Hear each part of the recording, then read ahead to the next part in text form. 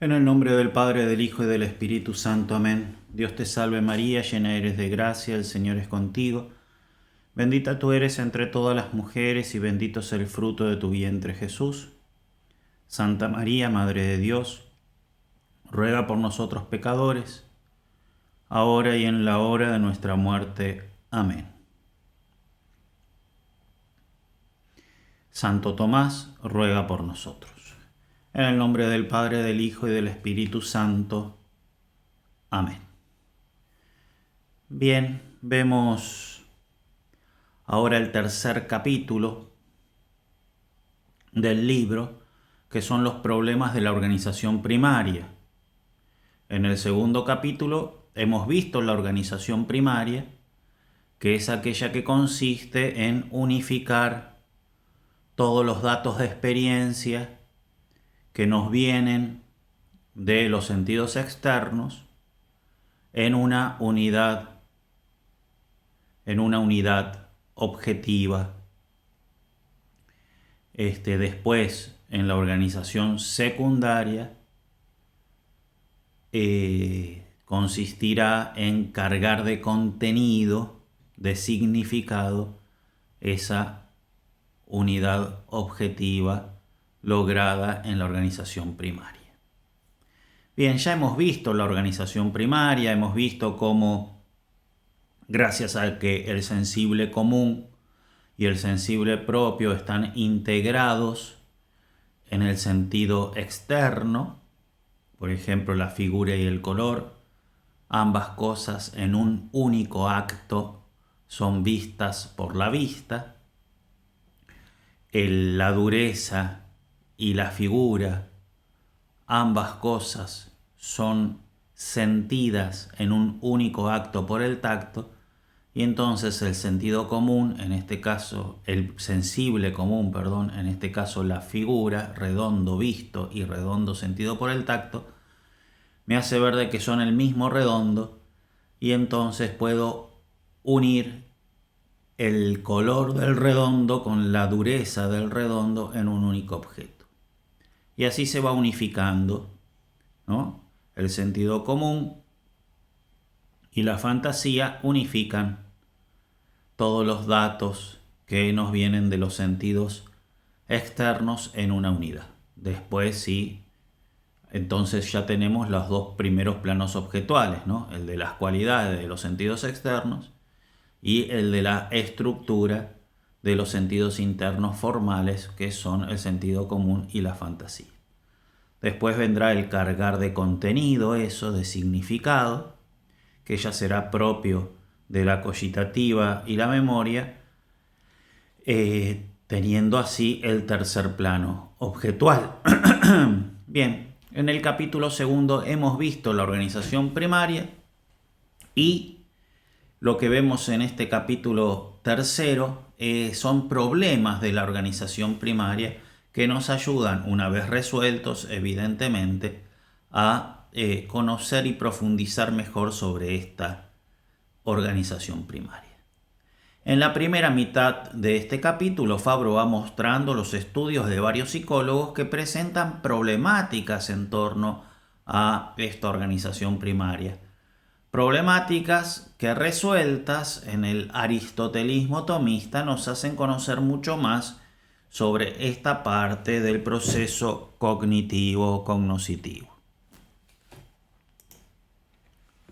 Por razones de tiempo, simplemente podemos dar un elenco de los principales autores y problemas que comentan de estos autores que, como dijimos, Fabro cita en la primera parte de este capítulo tercero.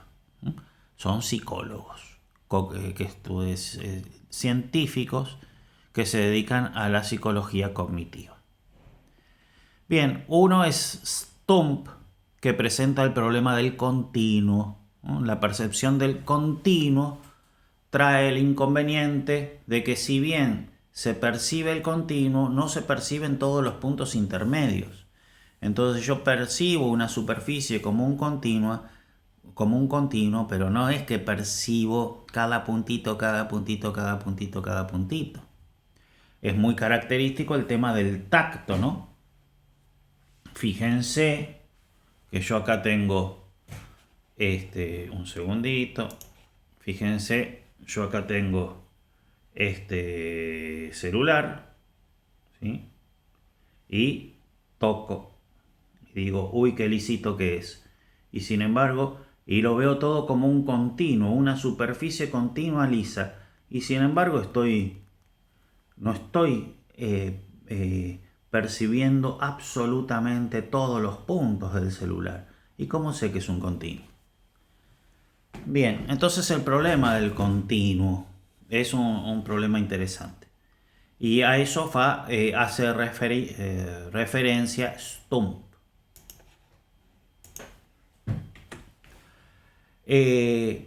Palagi. El problema habla sobre el problema de la percepción del movimiento. Del movimiento. Por ejemplo, yo les pongo un ejemplo tonto. Estoy mirando el cielo y veo, ¿no?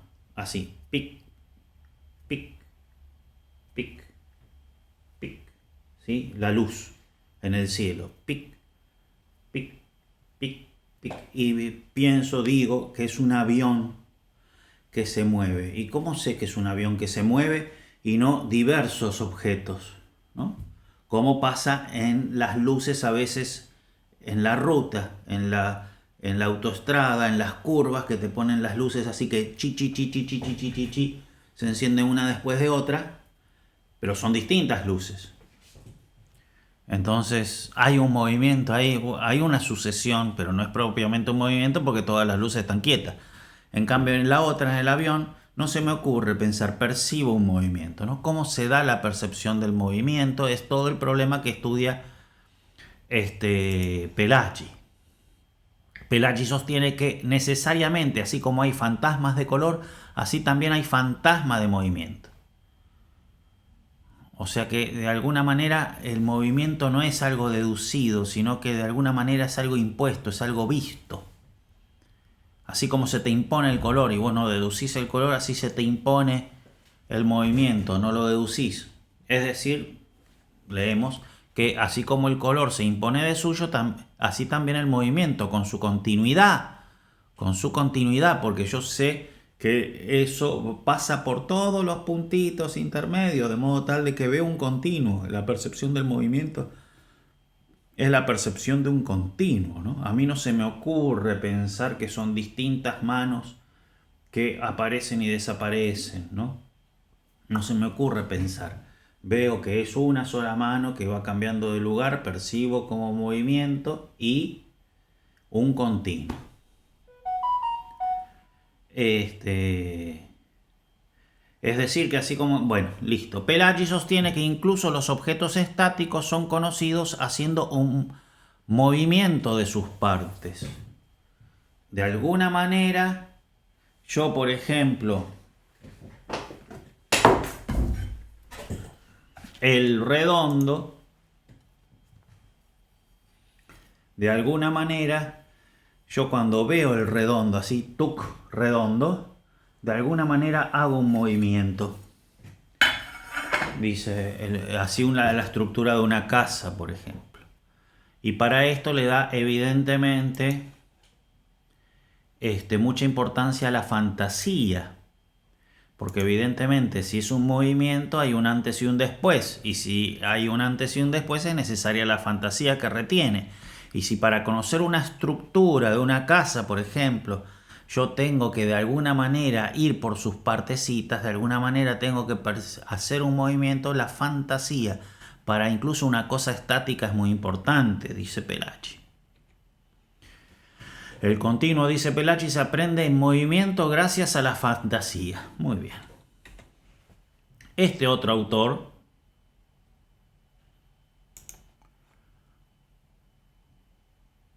Weizsäcker, es un autor que habla sobre el influjo del propio movimiento en la percepción del objeto.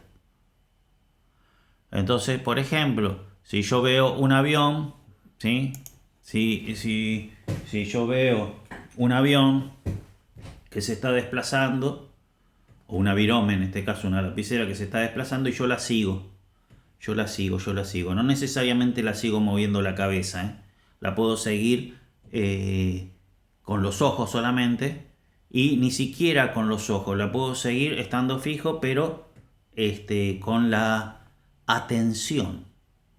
No es que yo tengo atención en todo la imagen. Yo fijo mi atención acá y cuando se mueve la atención se va moviendo con el objeto. Y bueno, dice este autor que el movimiento que yo hago es un dato que se integra también a la aprehensión del movimiento del objeto.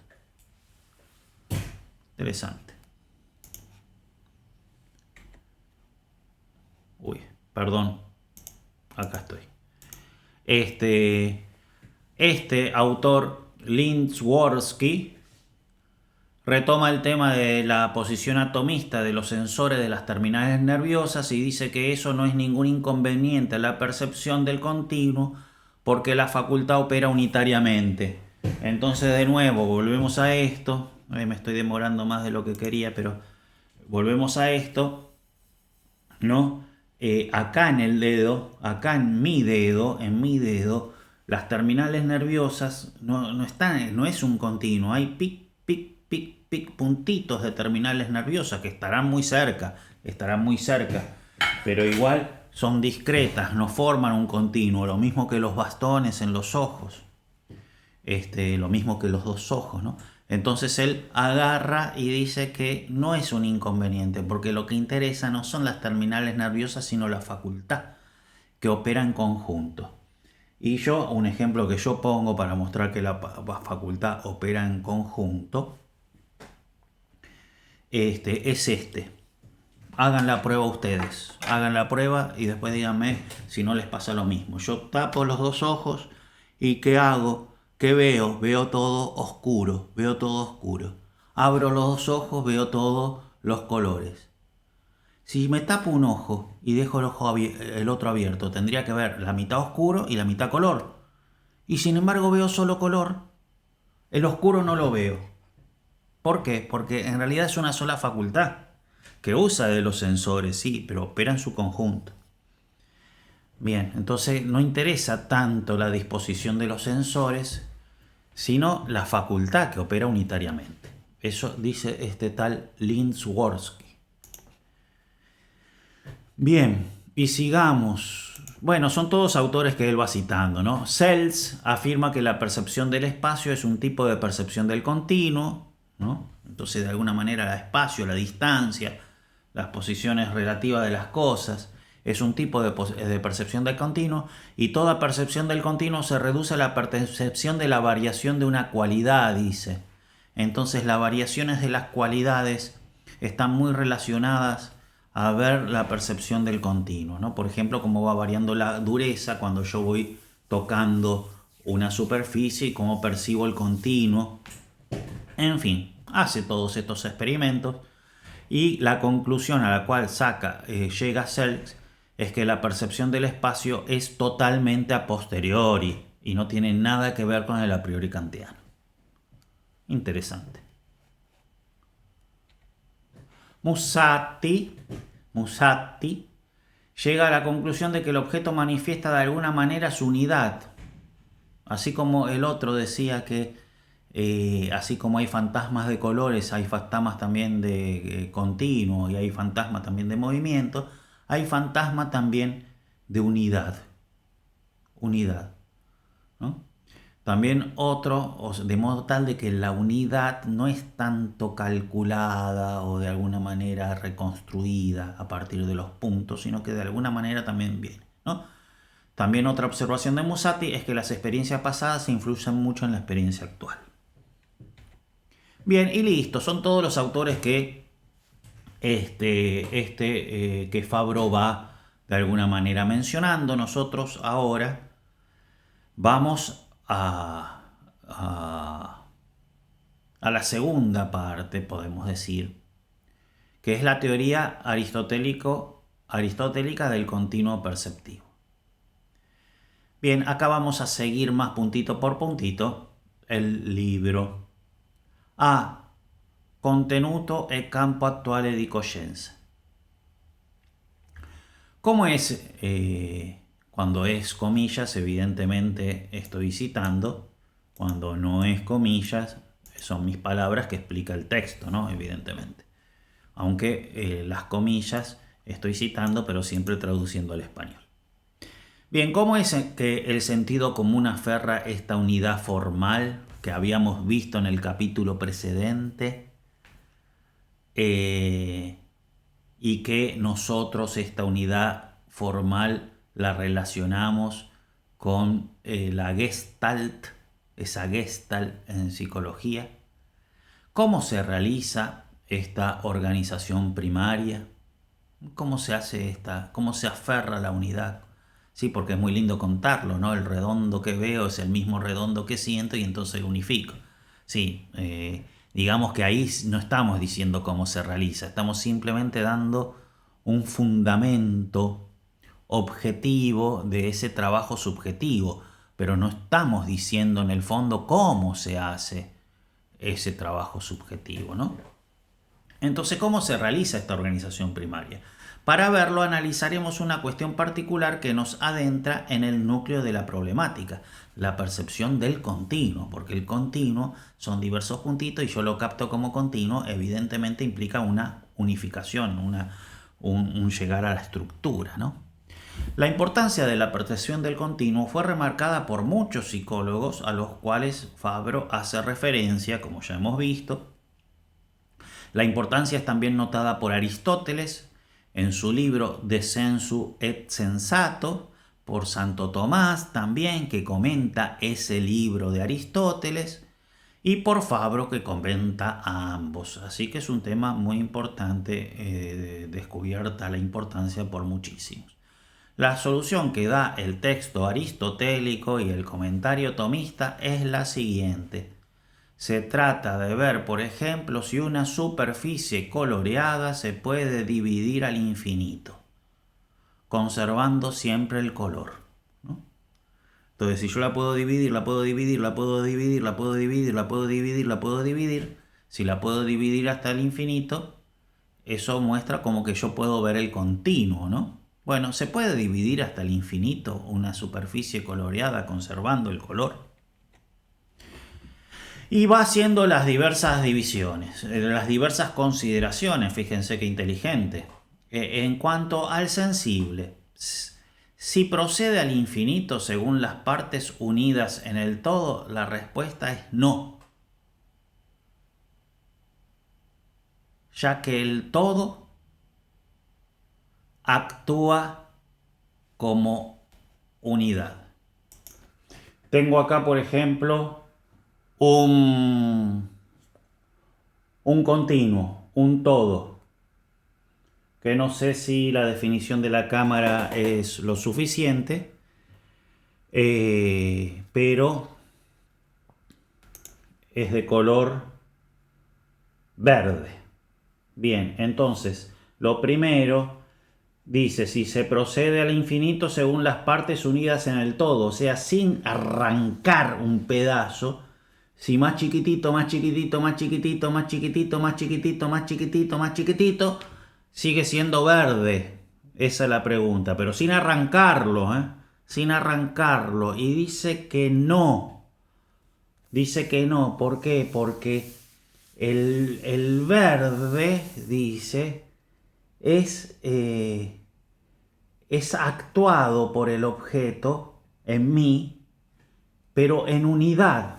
O sea que no es que cada cosito opera por su parte y ¡pic! Me tira el verde, sino que de alguna manera, dice Aristóteles y Santo Tomás, que el todo opera en unidad. El todo opera en unidad. Después, lo segundo es si se procede al infinito con partes separadas, o sea, ya arrancándola. Lo parto por la mitad, lo parto por la mitad, lo parto por la mitad, lo parto por la mitad. Y si se sigue así, ¿sí? Se procede al infinito si conserva siempre el verde. Y dice que no tampoco. O sea, cuando está junto, opera en unidad.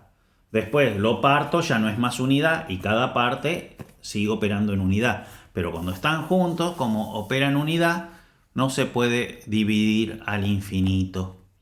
En cambio, si yo lo parto, de hecho, se puede dividir al infinito conservando el color. Y dice que no. No. ¿Por qué? Porque los cuerpos son divisibles. ¿Por qué no? ¿Por qué no? Porque hay una cantidad mínima para conservar la cualidad. Así como hay una cantidad mínima para conservar la forma sustancial, ¿sí? Si la persona pesa 70 kilos, sigue viviendo. 60 sigue viviendo. 50 sigue viviendo. 40 sigue viviendo. 30. Y se murió. Entonces hay una cantidad mínima para conservar la forma sustancial. También hay una cantidad mínima para las formas accidentales. De modo tal de que yo no lo puedo ir dividiendo y pretender que conserve la cualidad.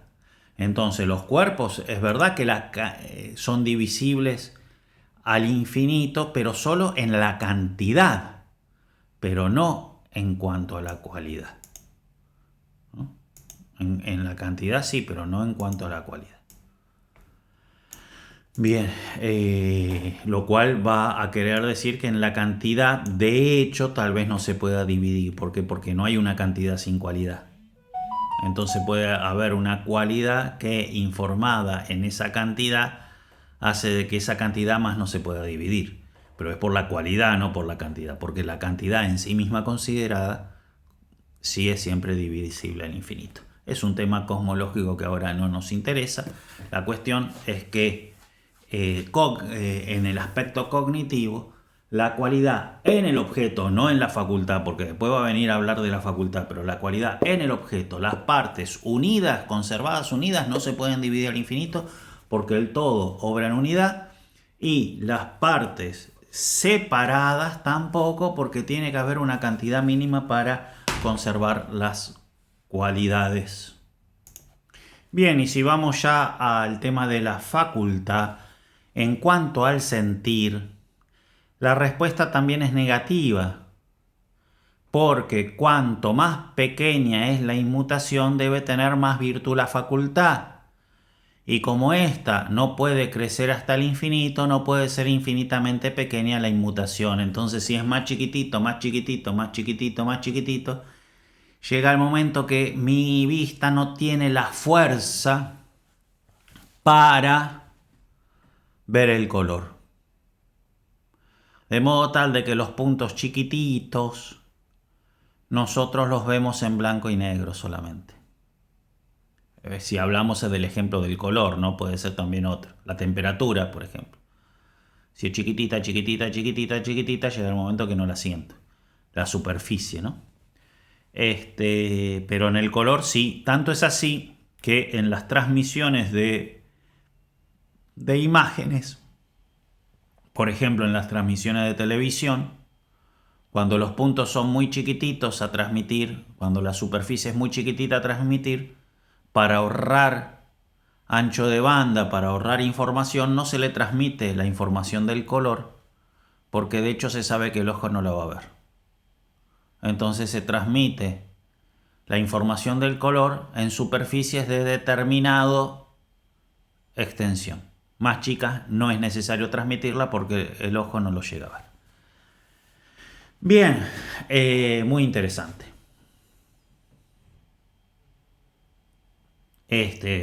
Entonces la respuesta es no, porque cuanto más pequeña es la inmutación, debe tener más virtud la facultad. Y como ésta no puede crecer hasta el infinito, no puede ser infinitamente pequeña la inmutación. Por tal motivo, algunas cosas que son perceptibles en sí mismas no lo son para el sentido. Aristóteles muestra entonces cómo las cualidades sensibles no son divisibles al infinito, como tampoco el acto de sentir. Esto es así, sea porque se necesita una cualidad mínima para salvar la especie, sea porque se necesita una energía mínima para ser detectada por la virtud finita de la facultad. El hecho que las cualidades sensibles no sean divisibles al infinito muestra que se presentan como un continuo. Como un continuo. ¿No? ¿Por qué? Porque evidentemente no son divisibles al infinito. Entonces hay una determinada extensión que ya no es más divisible. De modo tal de que no se me presenta como suma de puntitos. Porque, a ver, si yo tengo una extensión de 5, la veo. Si tengo una extensión de 1, no la veo. Entonces, si yo tengo una extensión de 1, no la veo. Otra extensión de 1, no la veo. Otra extensión de 1, no la veo. Otra extensión de 1, no la veo. Otra extensión de 1, no la veo tampoco. Y 5 no las veo, es no las veo. Entonces, ¿cómo hago cuando es 5 sí las veo? ¿Por qué? Porque los 5 no actúan por separado. Porque si actuasen por separado, 5 veces nada es nada. Los 5 se unen y actúan en su conjunto. De modo tal de que están unidos en un continuo. Y porque están unidos en un continuo es que yo los puedo ver. Bien. La enseñanza del texto aristotélico tomista fundamental para nuestro estudio es que el todo actúa como unidad. El todo actúa como unidad.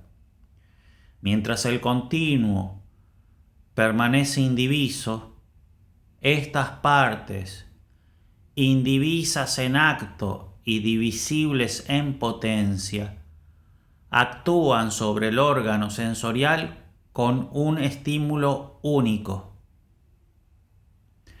Aquellas partes tan pequeñas como una 10.000ª parte, precisamente porque en el continuo indiviso son en potencia, no tienen influencia alguna.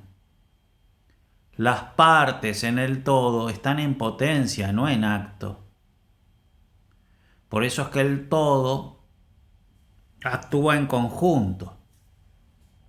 Considerados individualmente y como tales carecen de significado. Eso lo encontramos en la página 137.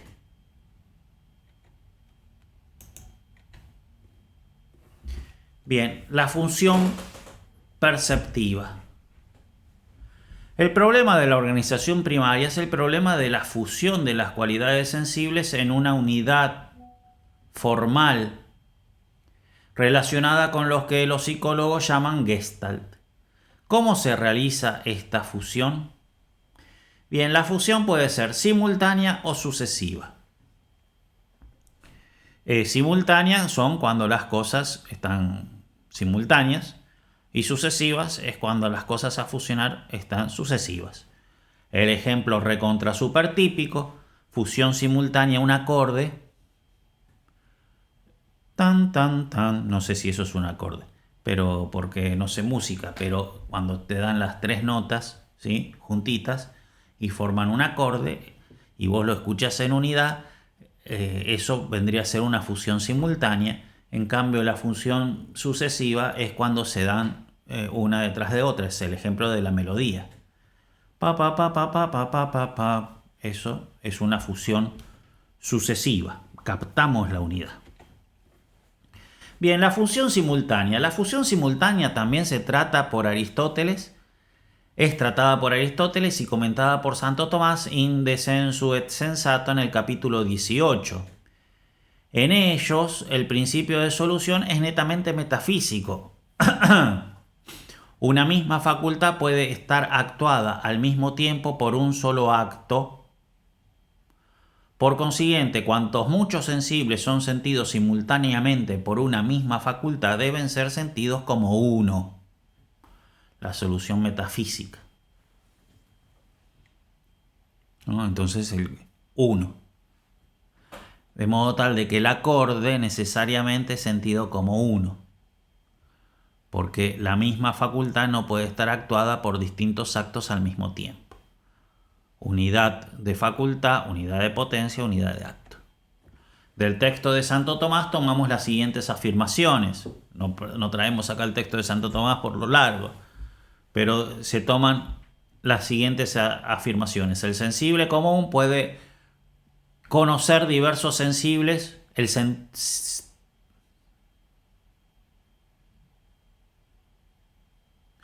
Acá, perdón, corregí. Decía sensible y es sentido. El sentido común puede conocer diversos sensibles simultáneamente porque el sentido común es uno y múltiple al mismo tiempo. El sentido común puede conocer diversos sensibles simultáneamente porque es uno y múltiple. ¿Por qué? Porque ¿qué pasa? La vista o por ejemplo el oído no te puede escuchar tres sonidos diversos al mismo tiempo. Si los escucha al mismo tiempo es porque los fusionan en un solo sonido, ¿no? Y así, el acto de la facultad es siempre uno. Ahora, ¿qué pasa? El sentido común unifica el color con la dureza en una unidad. ¿Y cómo puede ser que unifique diversas cosas si una sola facultad puede tener un solo acto, ¿no? Y Santo Tomás responde, el sentido común puede conocer diversos sensibles simultáneamente, diversos, pero simultáneamente, porque el sentido común es uno y múltiple al mismo tiempo. Es uno en cuanto a su unidad propia, es múltiple en cuanto que está presente en diversos sentidos. ¿Sí? Todo el tema de la emanación de las potencias, de alguna manera el sentido común está presente en la vista, está presente en el tacto, ¿no? Por ser múltiple puede conocer muchos al mismo tiempo y por ser uno los puede conocer en unidad. La cuestión es que los conoce en unidad. No es que conoce el sentido común, conoce el color como la vista, no. No es que el sentido común conoce la dureza como el tacto, no, porque si el sentido común conociese el color como la vista, no tendríamos necesidad de vista, ya sería el sentido común. No conoce la vista, el color como la vista. Lo conoce bajo otro aspecto, en unidad, con la dureza, con el sabor, con el todo, de modo tal de que así como lo conoce bajo otro aspecto en unidad, así como para el oído las tres notas forman un acorde que es uno, así para el sentido común todos los sensibles, que son distintos sí en los sentidos externos, en el sensible común los capta en unidad. Los capta en unidad. Entonces puede llegar a los distintos porque está presente en los distintos sentidos, pero como él es uno, todos esos los capta en unidad. Otra afirmación de Santo Tomás, el alma puede sentir diversos sensibles al mismo tiempo porque es una en cuanto al sujeto de las potencias, pero es múltiple en cuanto a sus facultades. Argumento evidentemente análogo al anterior, ¿no? Entonces yo puedo captar perceptivamente una unidad, ¿no? Puedo captar una unidad a pesar de que tiene dureza, figura, color, temperatura, un montón de cosas distintas, ¿no? Pero el alma capta celular, un objeto, ¿no? A pesar de que tiene un coso, pero ¿por qué? Porque unifica. Entonces, claro, hay muchos por multitud de facultades, pero la percepción es unitaria porque el alma es raíz única de todas esas facultades. Seguimos con las afirmaciones de Santo Tomás en este texto. Es diferente la fusión homogénea de la heterogénea.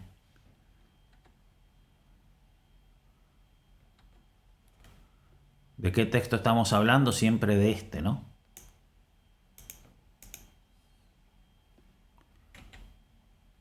No hemos traído el texto por razones del tiempo, pero las afirmaciones que se saca de ese texto.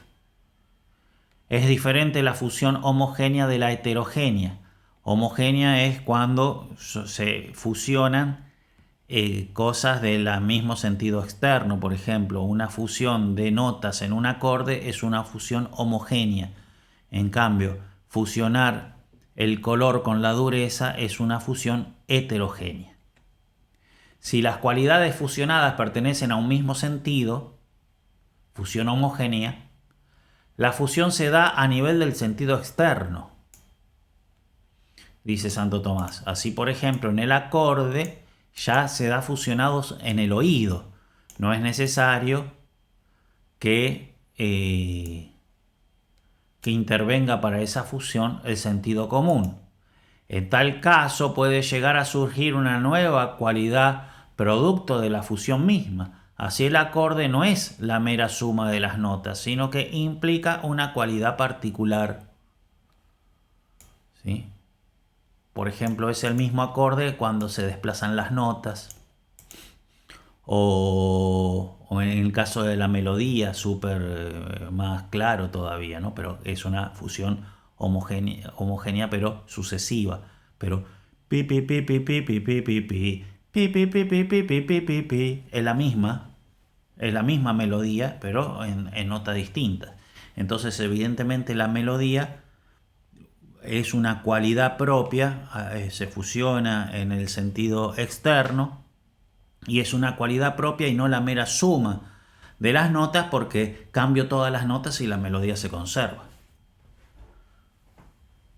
Si la fusión se da entre cualidades de diversos sentidos, fusión heterogénea, la misma debe verificarse evidentemente en el sentido común, que es el que une todo. Pero insisto, lo une bajo una formalidad superior. El sentido común conoce el color y la vista conoce el color, pero no lo conocen iguales. El sentido común lo conoce según una formalidad superior. El sentido común conoce la dureza y el tacto conoce la dureza, pero no lo conocen iguales, sino que el sentido común lo conoce bajo una formalidad superior. Y en esa formalidad superior es la misma formalidad la del color y la de la dureza. En esa formalidad superior. Por eso es que las puede fusionar. Porque pasan a ser de la misma formalidad en el sentido común, no de formalidad diversa. Y si seguimos subiendo, llegamos a la inteligencia, que todo lo conoce como ente. Formalidad súper recontra súper superior. Y entonces por eso la inteligencia puede conocer colores y puede conocer sonidos, durezas, perros, átomos, ángeles, ¿sí? Bondad, todo. ¿Por qué? Porque lo conoce todo como ente, pero evidentemente la inteligencia conoce el color, pero no como la vista, no es que lo está viendo como la vista. Aunque de alguna manera la inteligencia está presente en la vista y entonces lo conoce. Bueno, el sentido común no es la inteligencia, está mucho más abajo. Ni siquiera es los sentidos internos intencionales como la cogitativa, está mucho más abajo, pero ya está en una escala superior a los sentidos externos. Entonces es según una formalidad superior, y una formalidad superior que las permite unificar.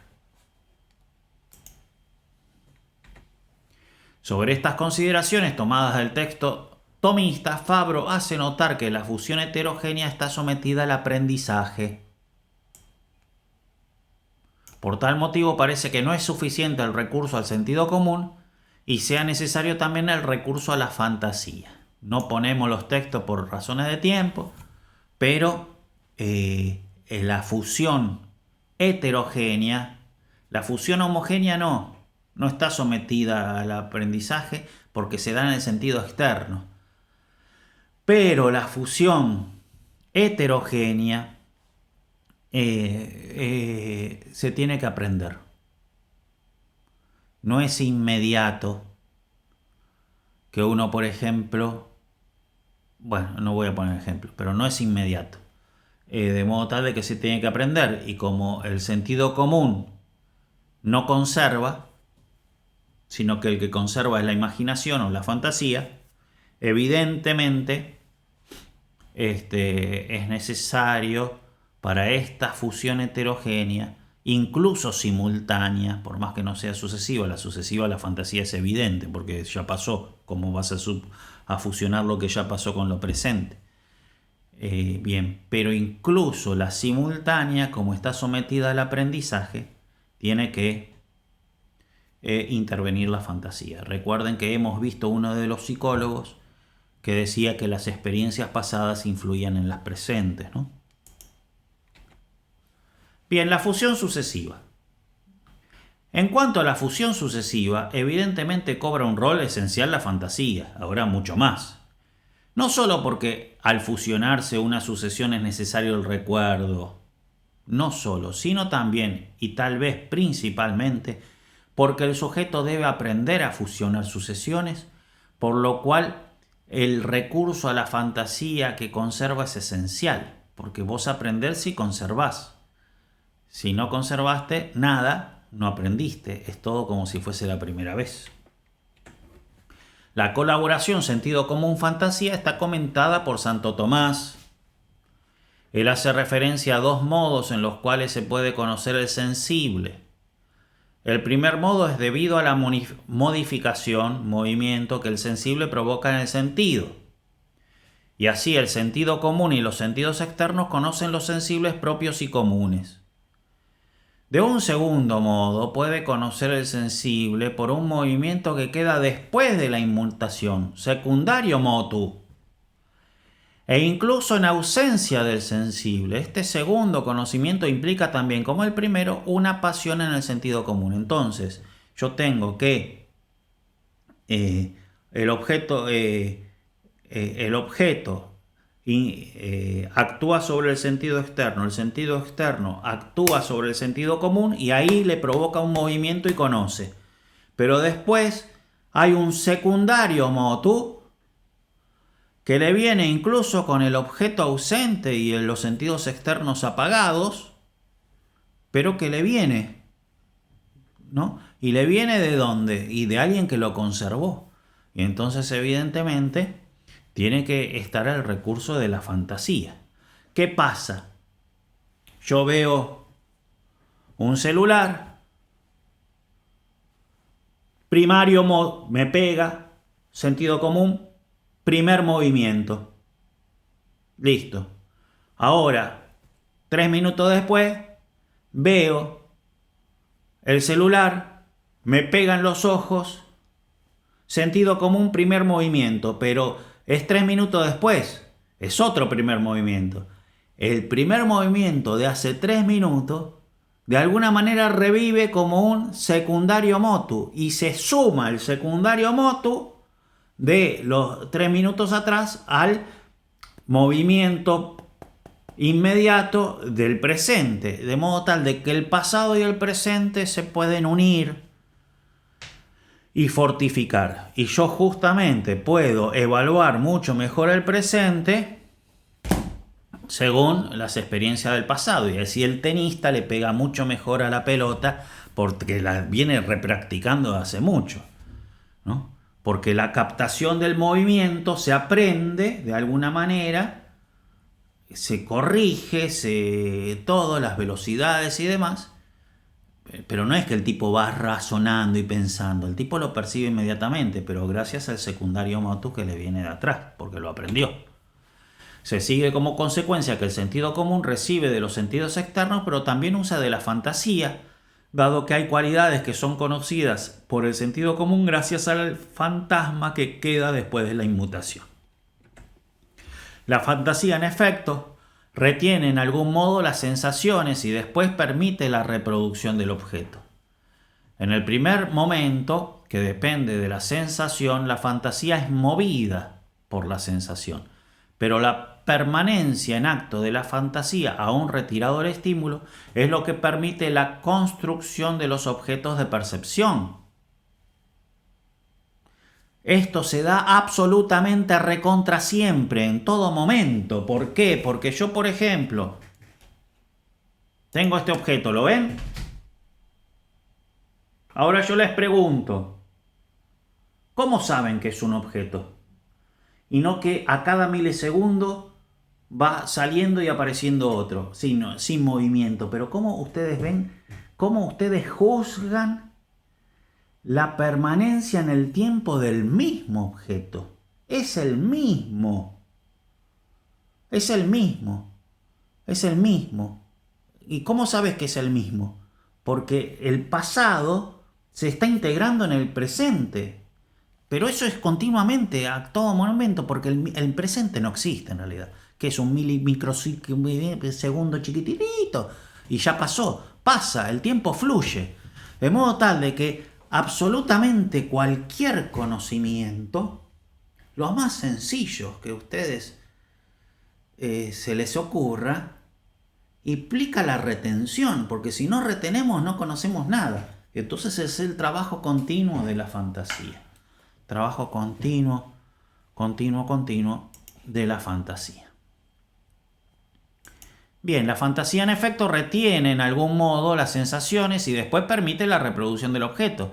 En el primer momento que depende de la sensación, la fantasía es movida por la sensación. Pero la permanencia en acto de la fantasía, aún retirado del estímulo, es lo que permite la reconstrucción del objeto de percepción. Porque tiene que permanecer en el tiempo, si no, no conozco nada. Esta permanencia libera de la tiranía del tiempo y del espacio, pero al mismo tiempo le da la posibilidad del error.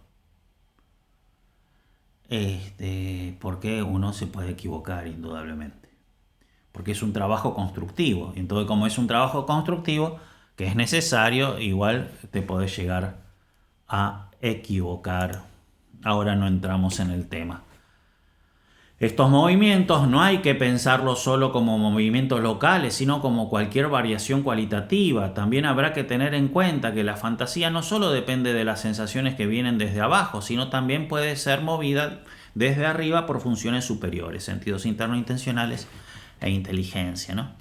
Entonces, tampoco vamos a entrar en el tema, pero indudablemente la fantasía es distinta. ¿Por qué? Porque cómo funciona la fantasía, evidentemente movida por las potencias superiores, ¿no? Entonces la fantasía va a recordar una cosa, si vos a este tipo lo apreciás mucho, va a recordar otra cosa, si a este tipo le tenés bronca, va a recordar una cosa, si vos te esforzás voluntariamente, si no te esforzás va a recordar. Entonces todo el modo de cómo vos tenés la percepción, pero no necesariamente voluntaria, sino la percepción de las cosas va a depender mucho de toda la afectividad, de los contenidos de valor y demás, porque la fantasía es movida desde arriba también. A modo de resumen,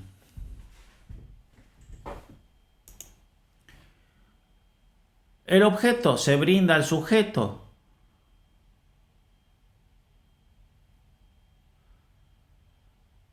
y el sujeto debe desarrollar funciones para poder aferrarlo. Repetimos cosas que hemos visto ya desde el primer video, pero hacemos un resumen.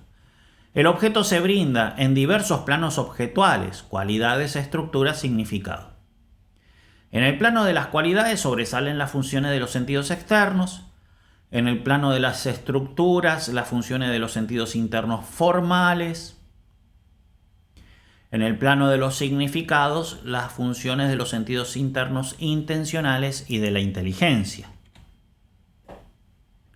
Igualmente, hay una mutua fundamentación entre los planos y las funciones, de modo tal que en todos los planos hay un influjo de todas las facultades.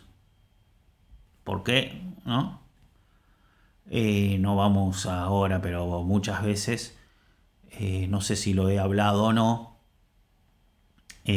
según el significado que vos le das, algo típico de la cogitativa es el color que le ves, porque si vos sabés que es una hoja, lo ves verde. En cambio, si vos no sabés que es una hoja, capaz que por la falta de luz lo ves gris, ¿no? O por las dificultades y demás. Vos ves perfectamente bien dónde termina el negro y empieza el blanco porque sabés que es una letra, que es una A. Entonces la vista te ayuda a ver mucho mejor los colores, pero porque vos le das el significado de A, ¿no? Entonces se van integrando todas las... En el plano de las estructuras, ¿sí? Que es el segundo plano objetual, todo el que va en el sentido común y todo lo que hemos visto, organización primaria, El sujeto aprende una cierta estructuración ya en el sentido externo, pues el sensible común es un sensible per se que se da en el sensible propio. De modo tal que las funciones estructurantes del sentido común y de la imaginación no deben empezar desde cero. Lo habíamos visto ya en el video anterior. Así como la sensación tiene su fundamento de objetividad en la inmutación física, así la estructuración formal de la fantasía y el sentido común tienen su fundamento de objetividad en la unión del sensible común y del sensible propio en el sentido externo. La estructuración formal, esta organización primaria, implica 1. La diferenciación e integración del sensible común con el sensible propio y la integración de los sensibles propios entre sí a través de la identificación de un mismo sensible común. Dicho muy complejo, pero color y redondo, dureza redondo, mismo redondo, ¿sí? Pero diferenciación, una cosa es redondo y otra color, una cosa es redondo y otra cosa es dureza, identifico redondo con redondo y junto, ¿no? La diferenciación e integración de diversos sensibles comunes entre sí en una unidad formal. Todo eso implica la estructuración.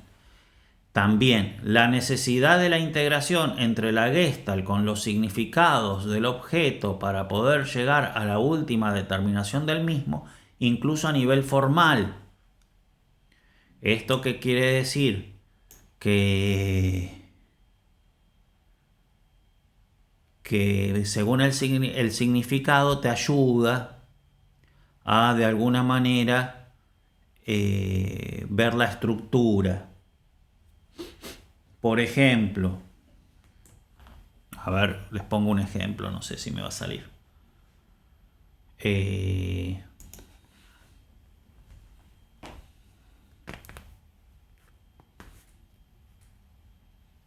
Acá. Estos vos los ves como dos aparatos, ¿sí? Un celular y un reader. Vos los ves como dos aparatos y no se te ocurre pensar que es un aparato con esa forma media extraña, con una forma no cuadrada, porque vos de alguna manera sabés que los aparatos estos son medios cuadrados. Entonces vos, conociendo los aparatos, sabiendo cómo son los aparatos, vos ves fácilmente los dos cuadrados. Mientras que, si tendríamos que, es verdad que los negros son un poco distintos, tendría que haber elegido un ejemplo en donde los negros sean un poco más diferentes, ¿no? Pero bueno, es lo que tengo. Entonces, el significado, porque vos sabés cómo son, te hace ver bien las formas. Pongo otro ejemplo. Acá, a ninguno de ustedes se le ocurre pensar que yo tengo una mano así de deforme. Tengo una mano con 10 dedos. No, ustedes saben que son dos manos. Entonces ustedes ven una forma y ven la otra, distinguen. Forma que es estructura, que es segundo plano objetual, no tercero, es segundo. Pero ustedes ven bien la forma porque ya saben cómo son las manos. Mano ya es significado, tercer plano objetual. De modo tal de que el primer plano objetual sirve para el segundo va a servir para el tercero, porque para darle un significado tiene que tener una unidad estructural, pero después se realimentan y el tercero sirve para el segundo y el segundo sirve para el primero, ¿no? Como hemos dicho, el significado de la A te ayuda a ver dónde empieza un color y termina el otro. Bien. En otras palabras, para arribar a la Gestalt, que es la estructura de modo acabado, es necesario, al menos en las Gestalt en que tiene una cierta complejidad, al menos en las que son más complejas, las estructuras más complejas, la incorporación del significado. Como por ejemplo cuando reconozco los detalles de una figura porque sé de qué objeto concreto se trata. Sé de qué objeto concreto se trata. Entonces yo le veo todas las cosas, ¿no? Por ejemplo, ahora no se me ocurre. No se me ocurre. A ver.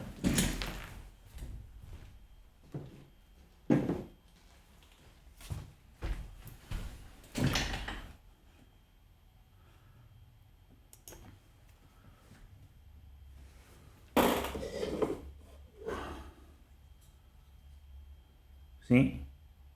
Listo. Cuando ustedes saben de qué objeto se trata,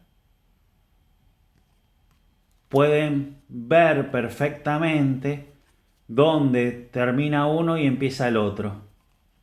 En cambio, si no saben de qué objeto se trata, tal vez es un poco difícil, ¿no? De modo tal de que si yo, supongamos que este sea un hombre y este otro hombre, ¿no? No cuadro y figura, dos hombres, ¿sí?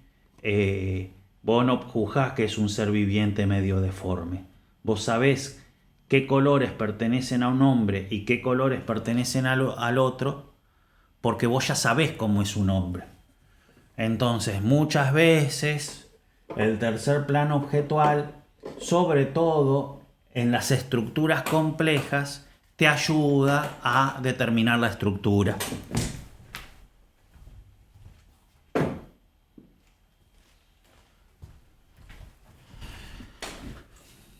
Bien.